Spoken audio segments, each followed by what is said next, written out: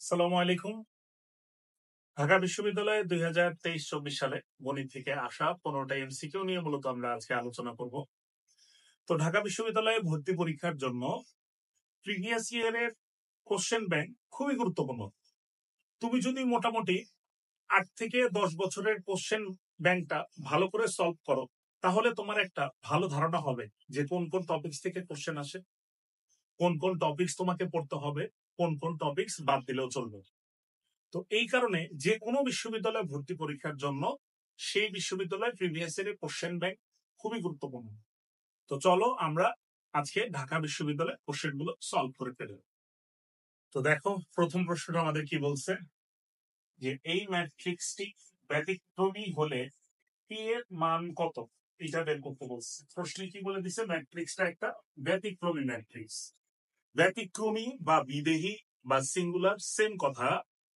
আমরা জানি কোন একটা বর্গ ম্যাট্রিক্সের নির্ণায়কের মান যদি শূন্য হয়, তাহলে সেই ম্যাট্রিক্সটাকে বলা হয় হচ্ছে ব্যতিক্রমী ম্যাট্রিক্স বা বিদেহী ম্যাট্রিক্স বা সিঙ্গুলার ম্যাট্রিক্স। এবং এই টাইপের ম্যাথ অনেকবারই ঢাকা ইউনিভার্সিটিতে আসতে দেখা গেছে।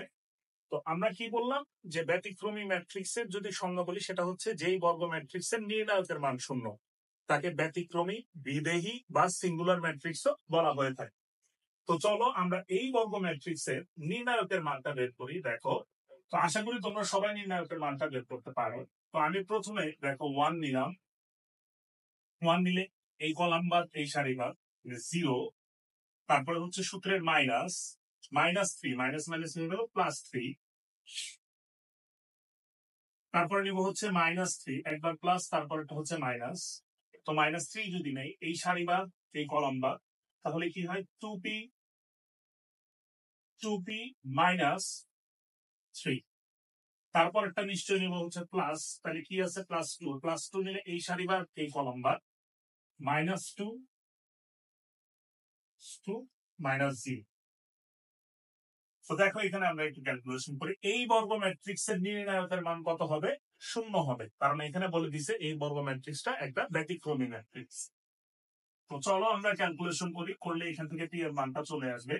তো দেখো এখানে কত হলো, 3 -6e +9 -4 = 0। তো এখানে আসতেছে 12 -4 মানে হচ্ছে +8। তো ওই সাইডে নিয়ে গেলে কি হবে, -8, তাহলে -6p = -8। সুতরাং p = 4/3। এটাই কিন্তু আমাদের অ্যান্সার। কত নাম্বার অপশনে আছে? দেখো এ নাম্বার অপশনটাতে আছে। সুতরাং এই ম্যাথটার অ্যান্সার হবে হচ্ছে 4/3, অর্থাৎ p এর মান 4/3 এর জন্য ম্যাট্রিক্সটি একটি ব্যতিক্রমী ম্যাট্রিক্স হবে। তো দেখো পরবর্তী ম্যাথটা কি বলছে। 1,1 বিন্দুগামী এবং 2x - 3y - 5 = 0 রেখার উপর লম্ব রেখার সমীকরণ বের করতে বলছে। এই সরল রেখার উপর লম্ব যে সরল রেখাটা আছে তার সমীকরণ বের করতে বলছে। তো কোন সরল রেখার উপর লম্ব সরল রেখার সমীকরণ বের করার সিস্টেমটা কিন্তু আমরা জানি, সেটা হচ্ছে x এর সহগ y কে দিব, y এর সহগ x কে দিব এবং মাঝখানে চিহ্নের পরিবর্তন। তো দেখো, আমি যদি x এর সহগ y কে দেই, y এর সহগ x কে দেই, তাহলে কি আসে? তাহলে আমাদের আসে হচ্ছে 3x, আর এখানে হয় 2y। আর মাঝখানে কি করবো, চিহ্নের পরিবর্তন। তো আছে হচ্ছে মাইনাস, তাহলে লিখবো প্লাস, তাহলে 3x + 2y। এরপরে আমরা = দিব, আগের মতো করে আর আমরা করবো না, প্লাস কে এটা এগুলা দিয়ে করবো না, আমরা সহজ ভাবে একটু করে ফেলি। এইটা লেখার পর আমরা একদম ডিরেক্ট = চিহ্ন দিব।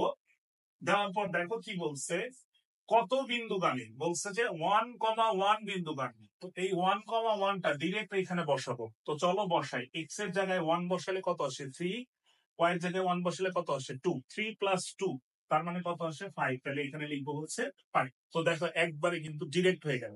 আর যদি বলতো আমাদের সমান্তরাল, সমান্তরাল বললে কি হইতো, আমাদের কোনো সহগ চেঞ্জ হতো না, কোনো চিহ্ন চেঞ্জ হতো না, অর্থাৎ যা আছে তাই থাকতো, শুধুমাত্র ধ্রুব সংখ্যাটার পার্থক্য হইতো। কেন আমরা এইভাবে চেঞ্জ করি লম্বের ক্ষেত্রে? কারণ আমরা জানি দুটো সরলরেখা তখনই পরস্পর লম্ব হয় যখন ঢাল দ্বয়ের গুণফল কি হয়, -1 হয়। তো দেখো এখানে পেলে আমাদের অ্যান্সারটা কি হবে, 3x + 2y - 5 = 0। এটা কত নম্বর অপশনে আছে? এটা এ নাম্বার অপশন আছে, সুতরাং এর অ্যান্সার হচ্ছে A. 3x + 2y - 5 = 0। R is equal to sine theta, বৃত্তের কেন্দ্র ও ব্যাসার্ধ বের করতে বলছে। তো তুমি একটু খেয়াল করো, দেখো এখানে তোমাকে যে বৃত্তের সমীকরণটা দেওয়া আছে, এই সমীকরণটা কিন্তু একটা পোলার সমীকরণ। তো প্রথমে আমাকে এই সমীকরণকে কার্তেশীয় সমীকরণে নিয়ে যেতে হবে। তো দেখো আমরা এখানে কি দেওয়া আছে, r is equal to sine theta. সমীকরণের উভয় পক্ষকে যদি আর দ্বারা গুণ করি, r square equal to r sine theta. তো আমরা আর স্কয়ার এটার পরিবর্তে কি লিখতে পারি, x square plus y square, এগুলো তোমরা সবাই জানো। এবং আর সাইন থিটা মানে কত লিখতে পারি, ওয়াই। আমরা কি জানি, x equal to r cos theta, y is equal to r sine theta. তো আমরা সেখান থেকে লিখলাম, তাহলে এখানে কি আসলো, x square plus y square minus y equal to 0। তো দেখো আমাদের বৃত্তের কার্তেশীয় সমীকরণটা কিন্তু চলে আসছে। এই সমীকরণ থেকে কেন্দ্র আর ব্যাসার্ধ বের করার জন্য আমাকে অবশ্যই জি, এফ এবং সি এর মান জানা থাকা লাগবে। জি এর মান বের করার সিস্টেমটা কি, একটা বৃত্তের সাধারণ সমীকরণে এক্স এর সহগকে যদি 2 দ্বারা ভাগ করি তাহলে জি পাবো। দেখো এই সমীকরণে কিন্তু কোনো এক্স নাই, তার মানে এক্স এর সহগ কত, 0। তো 0 কে যদি 2 দ্বারা ভাগ করো তাহলে কত আসলো, 0। এই সমীকরণে ওয়াই এর সহগকে 2 দ্বারা ভাগ করলে পাবা এফ এর মান। তো এখানে ওয়াই এর সহগ কত, দেখো -1। তো -1 কে যদি 2 দ্বারা ভাগ করো তাহলে কত হলো, -1/2। তারপরে এই সমীকরণে কোনো ধ্রুবপদ নেই, সুতরাং সি এর মান কত আসলো, 0। তো এখন আমরা জানি কেন্দ্র নির্ণয়ের সূত্র, আমরা কি জানি, -g - f। তাহলে আমাদের কেন্দ্রটা কত আসলো, 0 - হচ্ছে +1/2। এটা হচ্ছে আমাদের বৃত্তের কেন্দ্র। তারপরে চলো আমরা ব্যাসার্ধটা নির্ণয় করে ফেলি। ব্যাসার্ধ নির্ণয়ের সূত্র কি, √g² + f² - c। তো তুমি যদি জি এর মান বসাও 0, সেটার বসানোর দরকার নাই, +1/4, সি এর মানও কিন্তু 0। তো √1/4 এটা মানে হচ্ছে হাফ। তাহলে আমাদের কেন্দ্র কত আসলো, 0,1/2, এবং ব্যাসার্ধ কত আসলো, হাফ। এটা কত নাম্বার অপশনে আছে, ডি নাম্বার অপশন। সুতরাং আমাদের অ্যান্সার হচ্ছে D. 2 tan inverse 1/3 plus tan inverse 1/7 is equal to what? তো দেখো আমরা প্রথমে এখানে সূত্রে ফেলতে পারি 2 tan inverse x এর সূত্র। সূত্রটা তোমাদের সবারই জানা আছে আশা করি। 2 tan inverse x এর সূত্র হচ্ছে tan inverse 2x 2 into 1/3 মানে হচ্ছে 2/3 divided by 1 minus x square, এটাকে যদি স্কয়ার করো তাহলে কত আসে, 1/9 plus tan inverse 1 divided by 7। এই টাইপের ম্যাথ গুলোতে সূত্র এবং ক্যালকুলেশন ছাড়া আসলে আর কিছুই নাই। তো দেখো এখানে কত আসতেছে, tan inverse 2 divided by 3, 9 minus 1, তার মানে 8 divided by 9 plus tan inverse 1 divided by 7। তো তুমি যদি এখন কাটাকাটি করো, 4 2 8, 3। তো তোমার এখানে কি আসলো, tan inverse 3 divided by 4 plus tan inverse 1 divided by 7। তো দেখো আবারও সূত্র পড়ে গেছে আমাদের। তো আমরা উপরের অংশটা মুছে ফেলি। tan inverse x plus tan inverse y, formula আমরা কি জানি, tan inverse x plus y 3/4 plus 1 divided by 7 divided by 1 minus xy 3/4 1 divided by 7। তো আমরা এখানে চাইলে একবারেও ক্যালকুলেশন করতে পারি। দেখো 4 আর 7 লসাগু কত, 28, 7 21 প্লাস 4, তাহলে এখানে কত আসতেছে, 25 divided by 8। আর নিচে কত হয়, 28 minus 3, তাহলে 25 divided by 8। তো আমাদের পুরো অংশটাই কাটাকাটি চলে যাচ্ছে, তাহলে আমাদের এখানে কত থাকলো, tan inverse 1। এখন আমরা জানি tan কত ডিগ্রির মান, 1, 45 ডিগ্রির মান 1। সুতরাং এটার অ্যান্সার হবে হচ্ছে pi divided by 4। তো pi/4 আমাদের কত নাম্বার অপশনে আছে, এ নাম্বার অপশনে আছে। তো এই টাইপের ম্যাথ গুলোর ক্ষেত্রে আসলে জাস্ট আমাদের ক্যালকুলেশন এবং সূত্র ছাড়া আর কোনো কিছুই বোঝার নাই।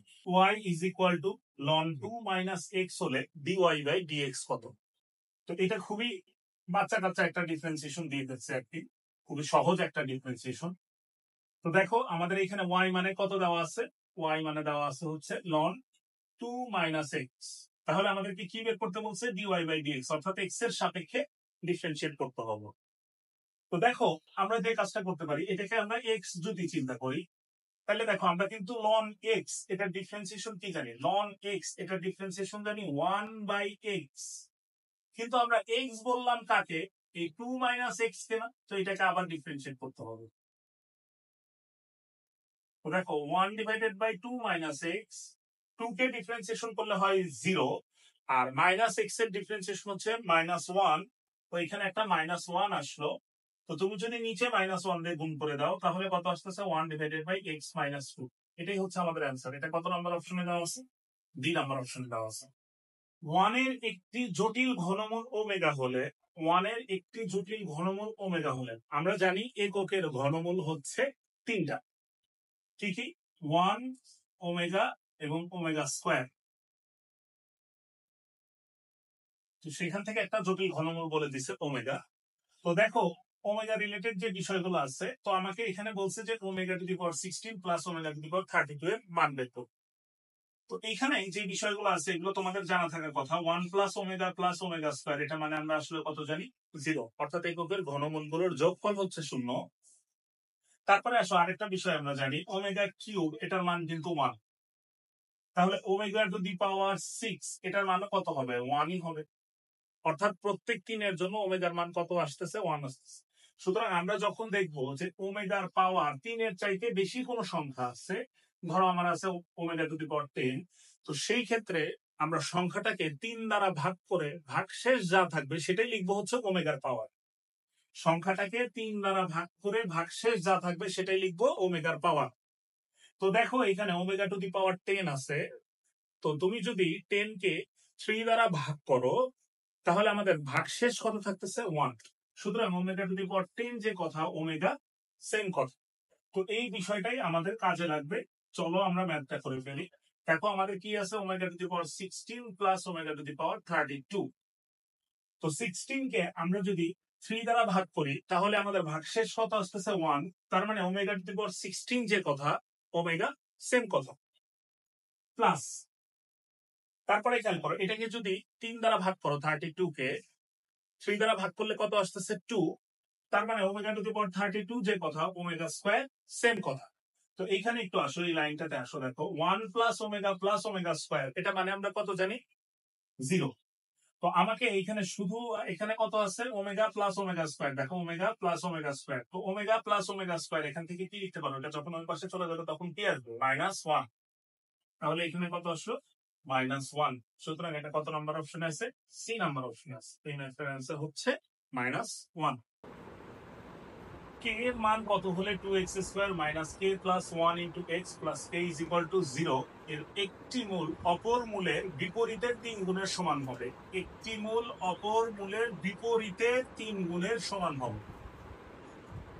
এখানে তোমাকে এই দ্বিঘাত সমীকরণের 2টা মূলের বৈশিষ্ট্য বলে দিছে, যে একটা মূল যদি হয় আলফা তাহলে অপর মূলের বিপরীতে 3 গুণের সমান। তার মানে আরেকটা মূল কত হবে? 1 বাই আলফা ইন্টু 3। এই যে আলফা এর বিপরীত কত? 1 বাই আলফা এর 3 গুণ, 3 ইন্টু 1 বাই আলফা। তো এখানে কিন্তু অনেকেই একটু ভুল করে, এখানে কিন্তু ভুল করে লিখে ফেলে আলফা কমা 1 বাই 3 আলফা। না, এটা কিন্তু বলে নাই, তোমাকে বলে দিচ্ছে যে অপর মূলের বিপরীতের 3 গুণের সমান। এই মূলের বিপরীত কোনটা? 1 বাই আলফা, তার 3 গুণ কত? 3। 3 ইন্টু 1 বাই আলফা, তার মানে একটা মূল হচ্ছে আলফা আর একটা মূল কত? 3 বাই আলফা। তো দেখো এইখানে তোমাকে কে এর মান যেহেতু বের করতে বলছে, তো এখানে একটা মূল আছে আলফা আর একটা মূল আছে 3 বাই আলফা। তো তুমি যদি এখানে মূল দ্বয়ের গুণফল বের করো তাহলে বিষয়টা তোমার জন্য সহজ হয়ে যাবে, কারণ তখন এই আলফা আলফা কাটাকাটি চলে যাবে। তো আমরা জানি একটা দ্বিঘাত সমীকরণের মূল দ্বয়ের গুণফল কি জানি? সি ডিভাইডেড বাই এ। এখানে আমাদের সি এর মান কত? কে ডিভাইডেড বাই এ এর মান কত আমাদের? দেখো 2, এক্স স্কয়ারের সহগটা হচ্ছে এ। তো দেখো আমাদের আলফা এবং আলফা কাটাকাটি চলে গেল। সুতরাং এইখান থেকে কে এর মান কত আসতেছে? 6। তার মানে ম্যাথটা কিন্তু খুবই সহজ একটা ম্যাথ, কিন্তু অনেকেই ভুল করে এখানে alpha comma 1 divided by 3 alpha লিখে ফেলে। y square is equal to 4x পরাবৃত্ত এবং y is equal to x সরলরেখা দ্বারা আবদ্ধ ক্ষেত্রের ক্ষেত্রফল কত? এই টাইপের ম্যাথ তুমি কিন্তু চাইলে ইন্টিগ্রেশনের মাধ্যমেও করতে পারো, অথবা তুমি সূত্রের সাহায্যেও করতে পারো।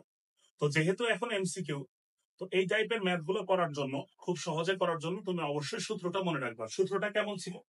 যদি আমাদের এরকম থাকতো যে y square is equal to 4ax পরাবৃত্ত এবং y is equal to mx সরলরেখা, দ্বারা আবদ্ধ ক্ষেত্রের ক্ষেত্রফল, মানে এই যে Y square equal to 4ax এবং y is equal to mx, এই সরলরেখা দ্বারা আবদ্ধ ক্ষেত্র, এটা হচ্ছে y square, y is equal to mx, আর এটা হচ্ছে y square is equal to 4ax।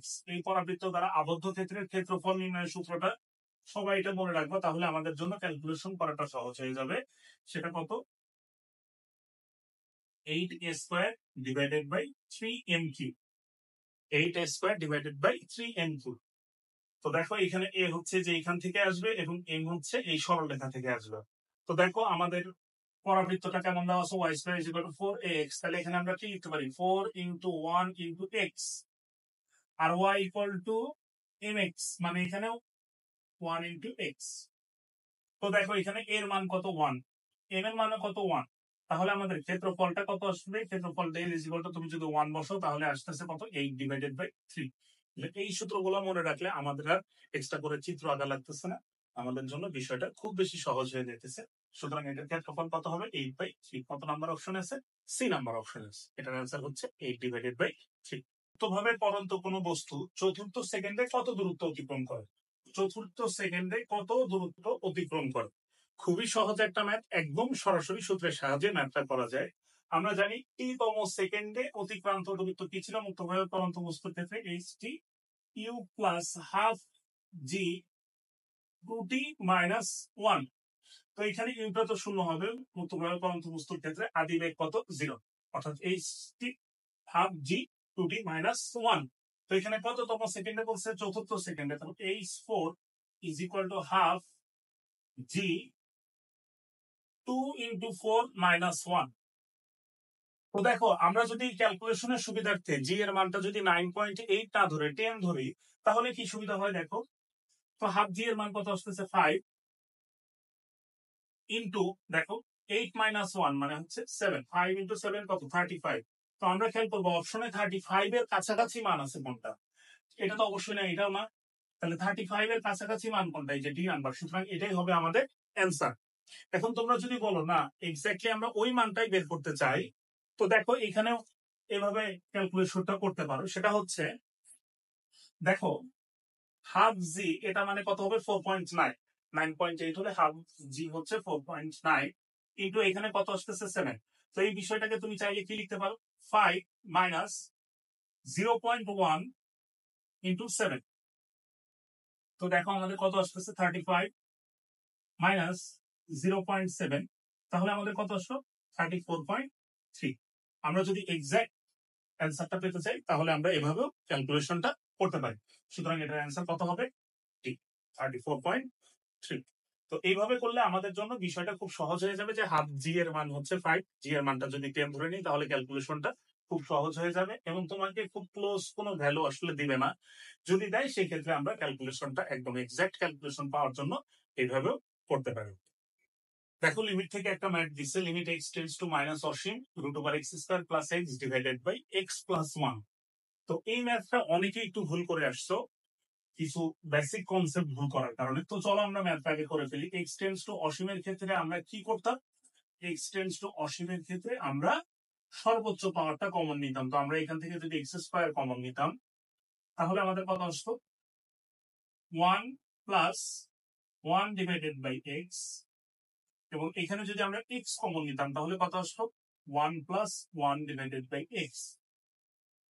এইখানে তোমরা মেইন ভুলটা করতে, দেখো root over x square, root over x square এটা মানে কিন্তু তোমরা সরাসরি এক্স দিয়ে ফেলতে, কিন্তু এই জিনিসটা কিন্তু ভুল। মনে রাখবা যে রুট ওভার এক্স স্কয়ার, রুটের মধ্যে থেকে কখনোই নেগেটিভ সংখ্যা আসবে না। রুট ওভার এক্স স্কয়ার মানে হচ্ছে modulus x, root over x square হচ্ছে কি, মডুলাস এক্স। তো মডুলাস এক্স এর আবার কিন্তু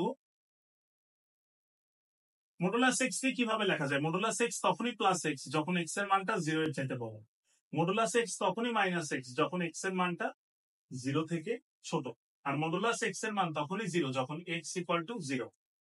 তো এই কন্ডিশন গুলো তোমরা মনে রাখবে। তো দেখো root over x square, root over x square মানে আমি কি লিখবো, মডুলাস এক্স, মডুলাস এক্স। তো এখানে তোমরা মেইন ভুলটা করছো, 1 প্লাস 1 বাই এক্স, এখানে কত হবে, এক্স 1+1/x। এখন আসে দেখো, আমি কিন্তু এক্স এর মানটা নেগেটিভ বসাচ্ছি, নেগেটিভ অসীম। তাহলে এক্স এর মানটা কি 0 থেকে ছোট না? এক্স এর মান 0 থেকে ছোট হলে মডুলাস এক্স মানে কত হয়? মডুলাস এক্স মানে কিন্তু হয় -x।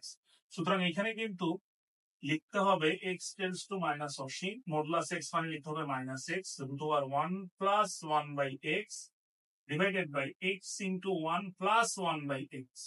তো দেখো এক্স এক্স কাটাকাটি, তাহলে উপরে আমাদের থাকলো কত? এখানে থাকলো -1। তো এখন আসো আমি যদি লিমিটটা বসাই, এখানে 1 ডিভাইডেড বাই মাইনাস অসীম মানে হচ্ছে 0, তাহলে এখানে থাকলো 1, এখানেও থাকলো 1, কিন্তু সামনে একটা কি আছে? -1। সুতরাং এটার অ্যান্সার কিন্তু হবে আমাদের -1।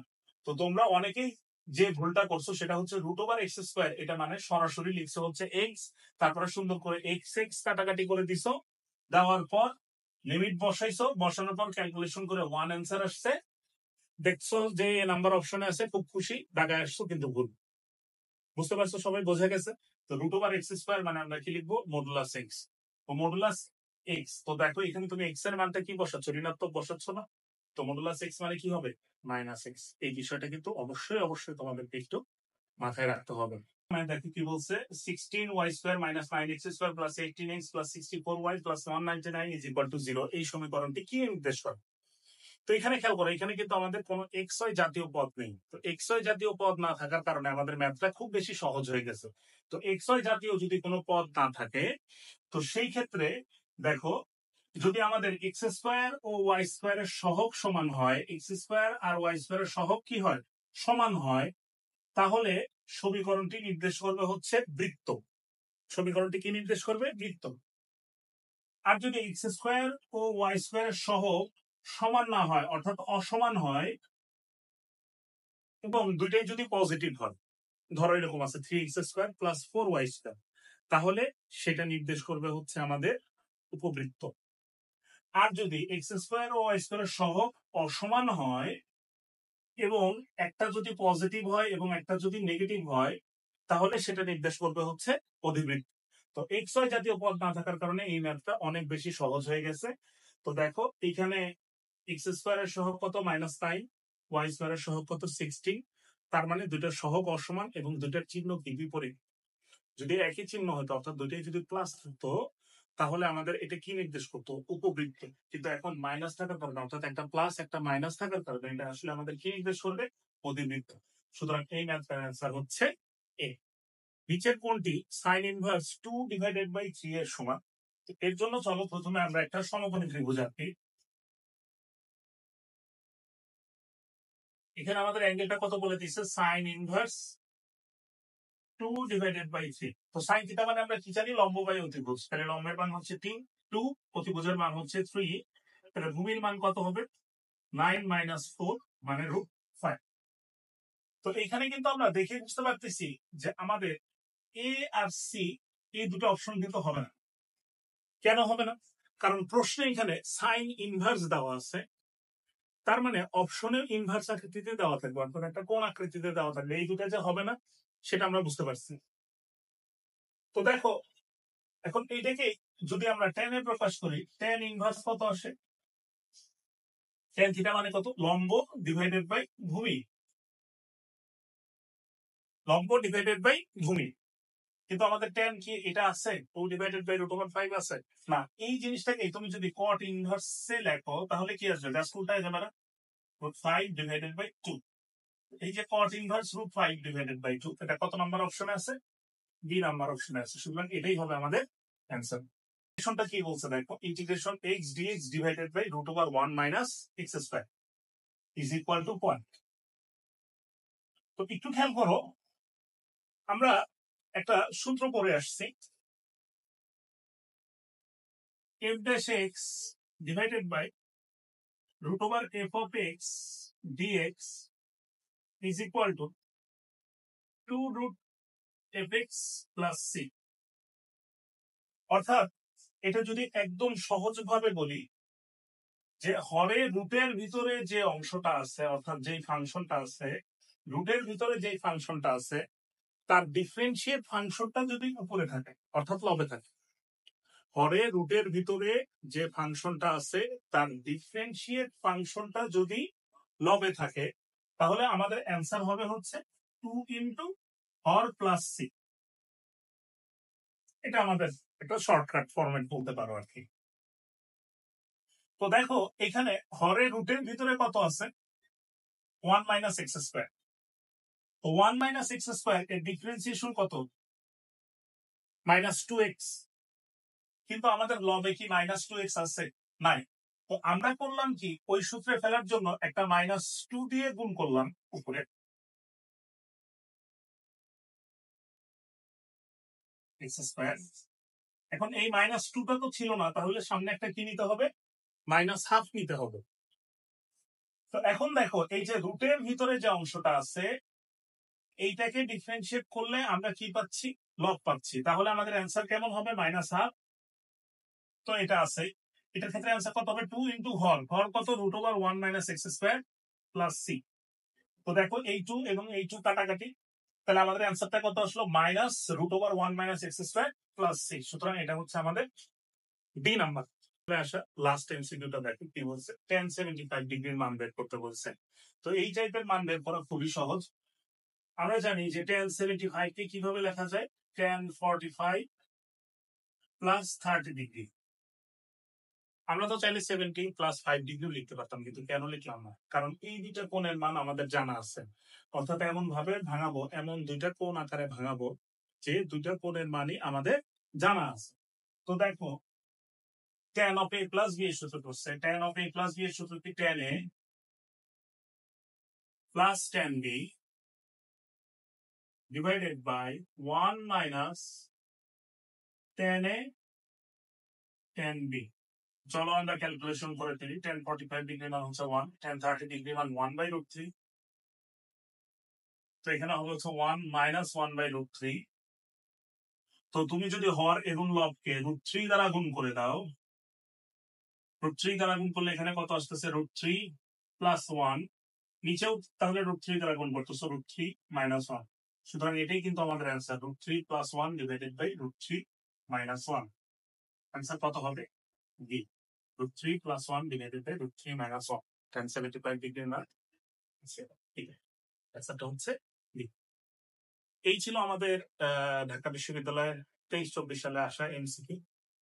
তো প্রত্যেক বছরই ঢাকা বিশ্ববিদ্যালয়ে ম্যাথের ক্ষেত্রে, গণিতের ক্ষেত্রে এমসিকিউ গুলা একটা গতানুগতিক ধারায় করে থাকে এবং একটা স্ট্যান্ডার্ড কোয়ালিটি তারা মেনটেন করে।